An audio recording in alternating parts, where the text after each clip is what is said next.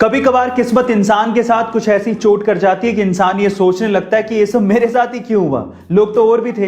कुछ ऐसा ही हुआ गाजियाबाद के मुराद नगर में, जहां पर बिजली चोरी की शिकायतें लगातार मिल रही थी। तो विभाग के लोग जांच करने के लिए पहुंचे और जैसे ही घर का दरवाजा खटखटाया, वहां से कोई बाहर ही निकल के नहीं आया। उसके बाद एक लाइनमैन उस घर के पड़ोस की छत पर जाकर खड़ा हो गया। उसके बाद जो भी हुआ वो वायरल हो गया। उस घर की छत से एक आदमी रेंगता हुआ निकल कर आया और बिजली की कुंडी को काटने की कोशिश करने लगा, लेकिन उसी टाइम लाइनमैन ने कहा धप्पा, बेचारा पकड़ा गया। खैर, जो किया है उसको भुगतना तो पड़ेगा ही। एक बार किसी ने एक लड़के को ऑफर दिया कि अगर मैं तुम्हें $1 मिलियन यानी कि 7 करोड़ रुपए दूं तो क्या तुम हवाई जहाज से बिना पैराशूट के कूद जाओगे? तो उस लड़के ने बिना सोचे समझे कहा, क्यों, मरना है क्या? अगर मेरी जान ही नहीं रहेगी तो मैं पैसों का क्या करूंगा? फिर उसी बंदे ने दूसरे लड़के से पूछा कि अगर मैं तुम्हें $1 मिलियन यानी कि 7 करोड़ रुपए दूं तो क्या तुम पैराशूट के बिना हवाई जहाज से कूद जाओगे? तो उस लड़के ने कुछ सोचा और फिर हाँ कह दिया। गेस व्हाट, वो कूदा भी, उसकी जान बच भी गई और उसे 7 करोड़ रुपए मिल भी गए। जानते हैं क्यों?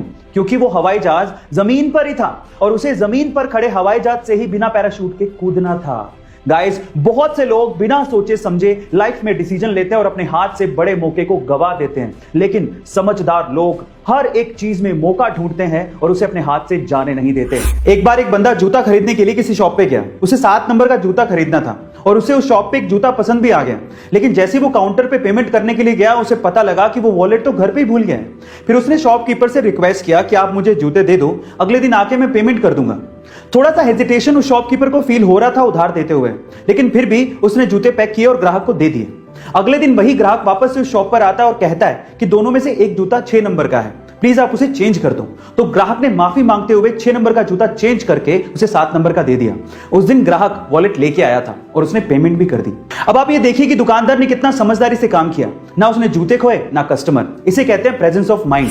पाकिस्तान में एक जगह है जिसका नाम है लांदी कोतल, और वहां की खास बात यह है कि वहां पर एक बहुत पुराना बरगद का पेड़ है जिसे पिछले 122 सालों से जंजीरों में बांध कर रखा गया है और उसे अभी तक खोला ही नहीं गया है। जी हाँ गाइज, एक पेड़ को जंजीरों से बांध कर रखा हुआ है, और रीजन जान के प्लीज आप हंसिएगा मत। एक्चुअली हुआ कुछ यूं कि 1898 में वहां पर एक अंग्रेज अफसर था जिसका नाम था जेम्स क्विड। एक रात को जब वो पेड़ के आसपास घूम रहा था तो उसे लगा कि वो पेड़ उसकी तरफ बढ़ रहा है। उसे खतरा महसूस हुआ तो उसने अपने हवलदारों को उसे गिरफ्तार करने को कह दिया और तब से वो गिरफ्तार है। मजे की बात यह है कि उस रात को वो अंग्रेज अफसर पिया हुआ था। खैर, तब भी उसकी गिरफ्तारी आज तक चल रही है। एक 2 साल के बच्चे में कितनी तो समझ होती है, लेकिन यूपी के मुरादाबाद के 2 साल के छोटे से बच्चे ने अपनी सूझबूझ से अपनी मां की जान बचाई।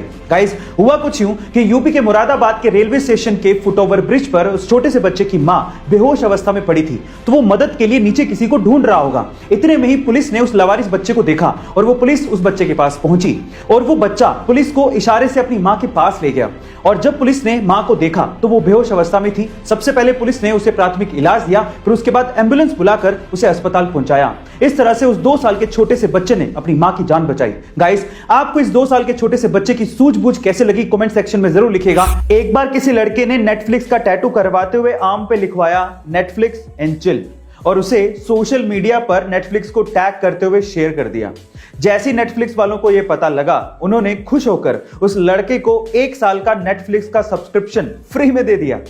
और डोमिनोज वालों ने तो इसके ऊपर एक पूरा ऑफर ही निकाल दिया। रशिया में डोमिनोज वालों ने यह अनाउंसमेंट किया कि जो भी डोमिनोज का टैटू अपनी आर्म पर करवाएगा और उसे सोशल मीडिया पे शेयर करेगा, उसे 100 साल के लिए डोमिनोज का पिज्जा फ्री में दिया जाएगा। अब ये ऑफर चलना था 2 महीने, लेकिन कंपनी के अनुसार इस ऑफर को 5 ही दिन में बंद करना पड़ा क्योंकि टैटू करवाने वालों की भीड़ लग गई थी। Oh my God. अक्सर जब आसमान में बिजली चमकती है तो हमें कहा जाता है कि आपको उस टाइम पे मोबाइल यूज नहीं करना चाहिए, लेकिन ये एक मिथ है। मोबाइल के यूज करने का बिजली के गिरने से कोई लेना देना नहीं है। उसका सबसे पहला रीजन यह है कि आजकल के मोबाइलों में जो ज्यादातर कंपोनेंट्स हैं वो बिजली को अट्रैक्ट या कंडक्ट नहीं करते। दूसरा, मोबाइल रेडियो वेव पे काम करते हैं, जो कि ना ही तो बिजली को अट्रैक्ट करती है ना ही बिजली को कंडक्ट करती है। लेकिन हां, अगर आप खुले मैदान में घूम रहे हैं और बिजली चमक रही है और अगर आपके आसपास कोई टॉलेस्ट ऑब्जेक्ट नहीं है जो कि बिजली को अर्थ में जाने का रास्ता दे, तो आप पे बिजली के गिरने के चांसेस सबसे ज्यादा हैं, भले आप मोबाइल को यूज करें या ना करें। तो फाइनली गाइज, अगर बिजली चमक रही है और आप घर पे या फिर कार में भी मोबाइल पे बात कर रहे हो तो मोबाइल की वजह से आप पे बिजली गिरने वाली नहीं है। पिता की मौत के बाद एक बेटे ने अपनी मां को ओल्ड एज होम भेज दिया, लेकिन मां ने कोई शिकायत नहीं की। एक बार ओल्ड एज होम से बेटे को कॉल आता है कि आपकी मां की तबीयत बहुत ज्यादा खराब है, उनसे आखिरी बार मिल लीजिए। जब बेटा मां से मिलने पहुंचा तो उसने कहा कि बता मां, तेरी आखिरी इच्छा क्या है? तो मां ने कहा कि बेटा, इस ओल्ड एज होम में पंखे लगवा दे क्योंकि गर्मी बहुत पड़ती है। एक फ्रिज भी लगवा दे क्योंकि बहुत बार मुझे बिना खाना खाए सोना पड़ा था। तो बेटे ने मां से कहा कि तूने पूरी उम्र शिकायतें नहीं करी, लेकिन मरते हुए तू ऐसी शिकायतें क्यों कर रही है मां?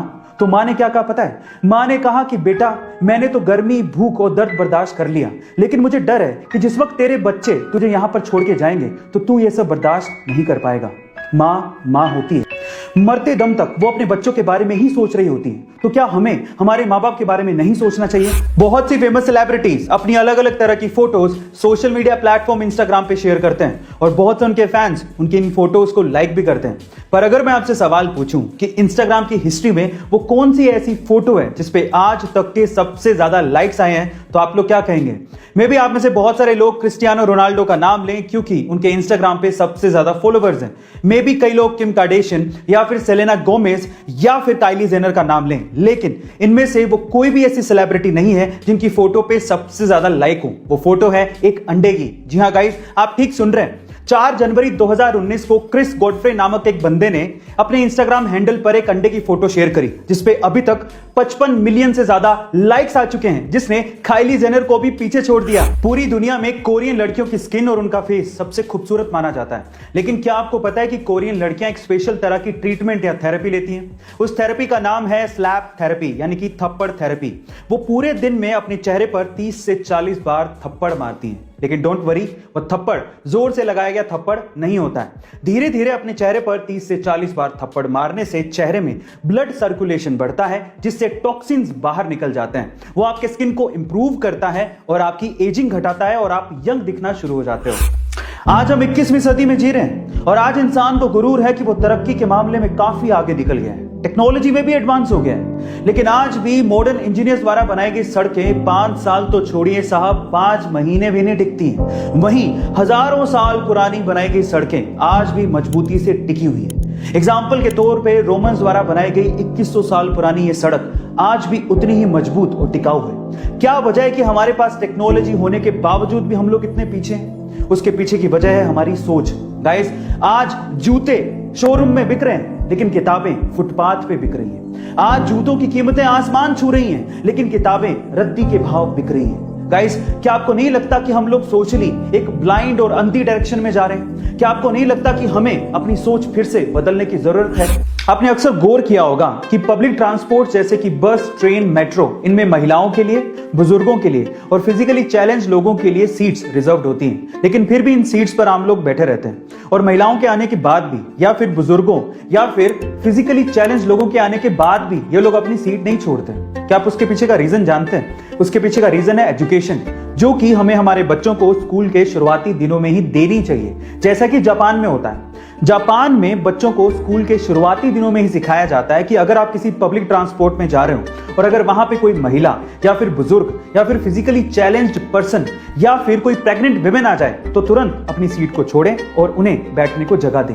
गाइस, क्या आपको भी ये लगता है कि इंडिया में ऐसी एजुकेशन शुरुआती दिनों में ही बच्चों को देनी चाहिए? कमेंट सेक्शन में जरूर लिखेगा और ऐसे अमेजिंग वीडियोस के लिए शेयर, सब्सक्राइब एंड लाइक। मिलता है अगली वीडियो में।